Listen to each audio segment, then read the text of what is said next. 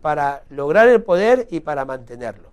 Por eso su nombre se usa hoy en día para justamente darle un adjetivo o un significado a aquellas conductas o aquellas palabras que tratan de defender lo indefendible, ¿no?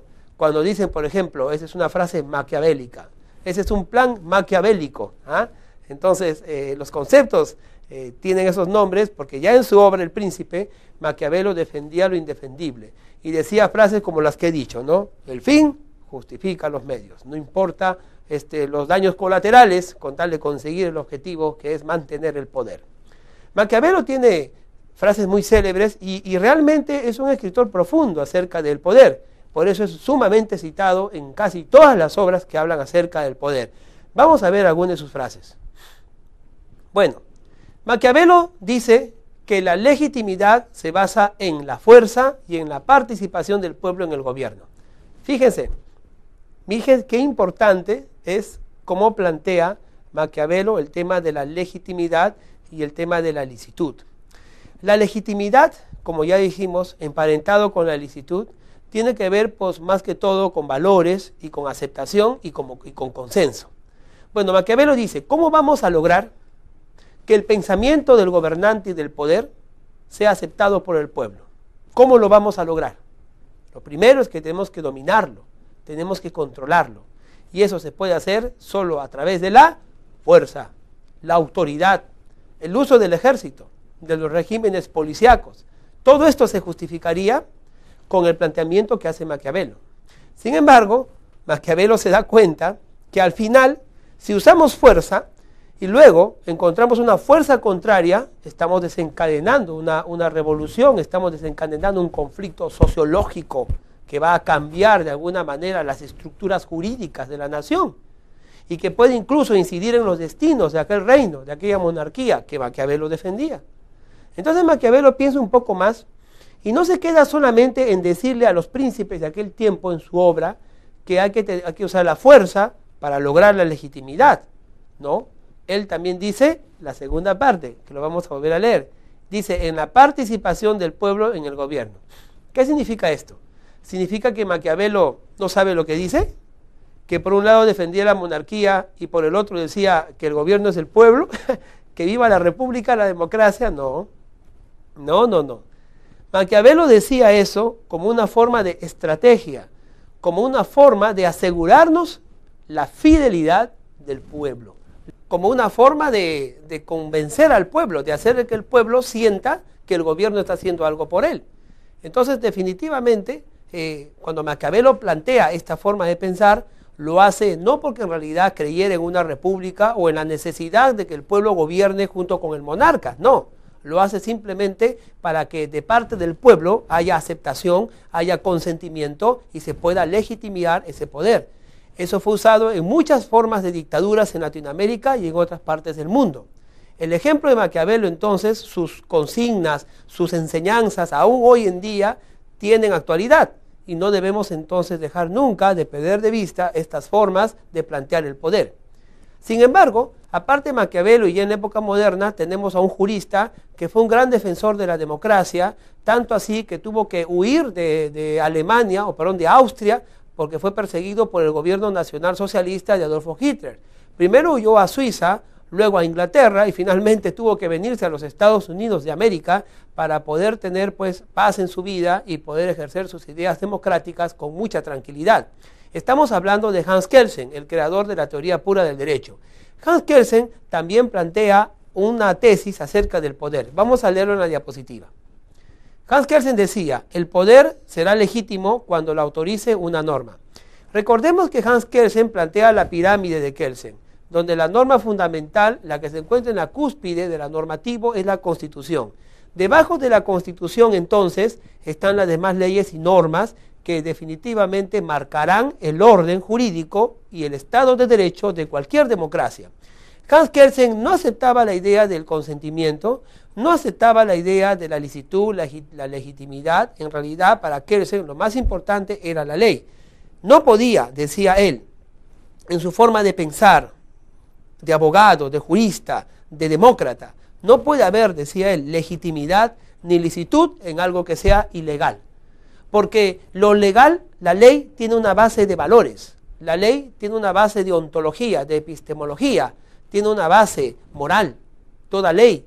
Así que sería pues ilógico decir que algo puede ser legítimo y que algo puede ser lícito si la ley no lo dice. ¿Me entiendes? Para Hans Kelsen, entonces, la legitimidad de un régimen, de un poder, solamente podía aceptarse si estuviera protegido o declarado por una ley. Si la ley decía que un gobierno es ilegal, también será ilegítimo, también será ilícito y no tendríamos que obedecerlo. Pero si una ley decía que ese gobierno, una constitución por ejemplo, es legal, entonces todos nosotros tendríamos que obedecerlo y reconocerlo como un poder legítimo, como un poder legal. Bueno, Hans Kelsen se fue al otro extremo, ciertamente, ¿no? Se fue al extremo de lo legal es legítimo y que lo legítimo es necesariamente siempre lo legal. Por supuesto, Hans Kelsen, un gran abogado, un gran jurista, un gran pensador y teórico del derecho y gran defensor de la democracia y de las repúblicas democráticas, no podía decir pues otra cosa. Tenemos entonces también un concepto, ya uno de los finales, de Marx. Carlos Marx decía que la legitimidad será la que resulte de aplicar la ideología de la clase dominante. Interesante, pero necesitamos explicarlo. ¿Recuerdas tú que Friedrich Engels y Charles Marx proponen en el año 1842-43, sacan ellos un panfleto titulado El Manifiesto Comunista, donde señala él de que todos los cambios sociales definitivamente tienen un origen de naturaleza económica y que los fenómenos sociológicos e incluso jurídicos también tienen un origen económico. Que todos los fenómenos, incluso la historia, debe explicarse a partir de los sucesos de la economía. Así, esta economía marcará también qué sistema político imperará en el mundo en el cual en ese momento se viva una realidad económica. Por ejemplo, para el mercantilismo, ¿no?, tenía que haber un sistema colonial, tenía que haber un sistema de explotación de las colonias, porque el mercantilismo era eso, ¿no?, simplemente llevar dinero, acumular riqueza. Para el capitalismo, ¿no?, necesariamente entonces había que tomar el poder, ¿quiénes? Los dueños de los modos de producción, los poderosos, los millonarios, los ricos, aquellos que eran dueños de grandes propiedades, latifundistas, ellos iban a tomar definitivamente el poder. ¿Y quiénes necesariamente tenían que estar abajo del poder? El pueblo trabajador, la masa proletaria, la masa obrera, la masa agricultora, el pueblo, ¿no?, tenía que estar necesariamente abajo. Eso era así porque el sistema económico así lo ordenaba, así lo determinaba. Y como es así, entonces, quien esté en el poder será aquel que en ese momento, ¿no?, según esa situación económica y política, tenga el poder de clase.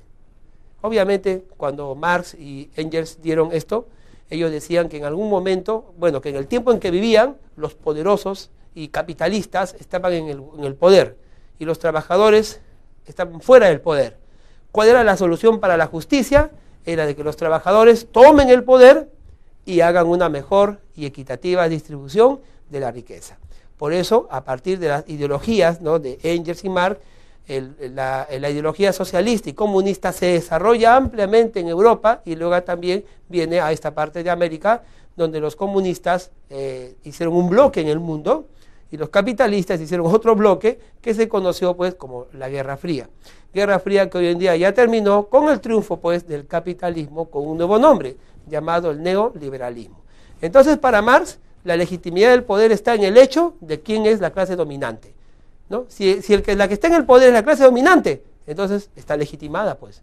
Y si luego los trabajadores toman el poder y se vuelven la clase dominante, también están legitimidados en el poder. Aquí no hay que ley, que norma, que licitud, no. Aquí es un aspecto económico. Quien toma el poder y es la clase dominante, tiene legitimidad de gobernar porque así lo manda la historia, así lo mandan los fenómenos económicos, así lo mandan las leyes de la economía y de la política que se repetirán siempre en la historia.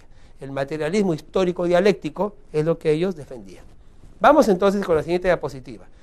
Finalmente, vamos a ver los tipos de legitimidad. Tenemos la racional, la tradicional y la carismática. La racional descansa en la creencia de la legalidad, ¿no? Es decir, que nosotros pensamos que la ley, lo legal, la razón, ¿me entiende? Lo legal siempre será así.